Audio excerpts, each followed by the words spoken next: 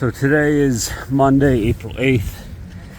It is the morning of the eclipse, and it is about 8 o'clock. There's the sun, obviously. It's a beautiful day, beautiful blue skies. My first run, so I don't know how the snow is. Looks great, maybe a little crunchy, but anyway, I'm just thinking it's hard to believe that in about 6 or 7 hours the sun is going to be completely obscured by the moon and it's going to be dark.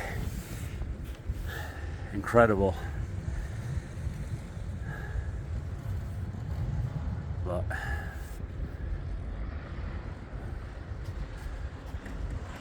it's a beautiful morning.